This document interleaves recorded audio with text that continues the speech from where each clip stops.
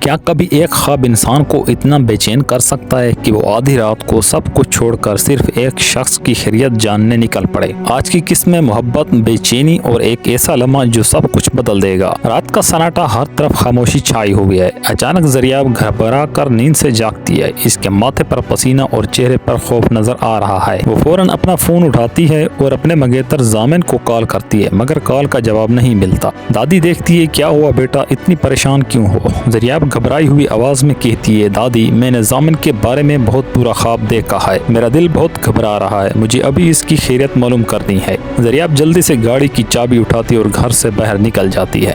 زریاب کے جاتے ہی دادی فوراً زریاب کے والد کو فون کرتی ہے۔ دادی کہتی ہے، بیٹا زریاب ابھی گاڑی لے کر ضامن کے گھر چلی گئی، بہت پریشان لگ رہی تھی۔ اسی دوران زریاب کے والد اپنی بیٹی کو کال کرتے ہیں اور کہتے ہیں، بیٹا اس وقت کہاں جا رہی ہو؟ زریاب کہتی ہے، اب فکر نہ کریں، میں صرف ضامن سے ملنے جا رہی ہوں، بس اس کی خیریت دیکھ کر واپس آ جاؤں گی۔ زریاب گاڑی سے اتر کر تیزی سے دروازے پر دستک دیتی ہے، پھر بار بار ضامن کو کال کرتی ہے، مگر نہ دروازہ کھلتا ہے اور نہ ہی کال اٹھتی ہے۔ زریاب آخرکار ضامن کی والدہ کو فون کرتی ہے۔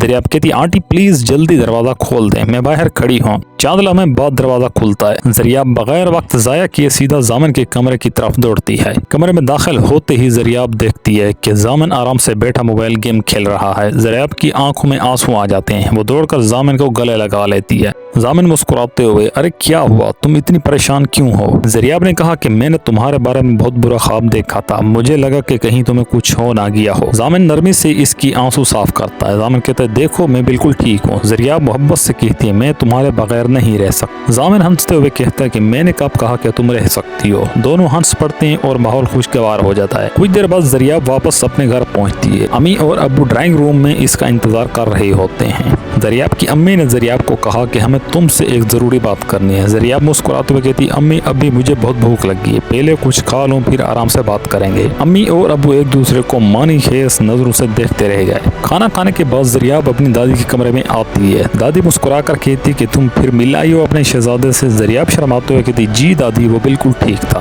دادی محبت سے اس کے سر پر ہاتھ پھیرتی ہے۔ دادی کہتی، بیٹا سچی محبت میں فکر بھی ہوتی ہے اور دعا بھی، اللہ تم دونوں کو ہمیشہ خوش رکھے۔ زریاب دادی کو گلے لگاتی ہے اور دونوں ہنستے ہوئے باتیں کرنے لگتے ہیں۔ اسی وقت ڈرائنگ روم میں زریاب کے والد اور والدہ ایک اہم فیصلے پر بات کر رہے ہوتے ہیں۔ والد آہستہ آواز میں کہتا ہے، وقت آ گیا، اب زریاب اور ضامن کی شادی کی تاریخ طے کر دینی چاہیے۔ کیا واقعی اگلی قسط میں زریاب اور ضامن کی شادی تاریخ طے ہو جائے گی یا قسمت ان دونوں کے لیے امتحان کھڑا کر رہی ہے؟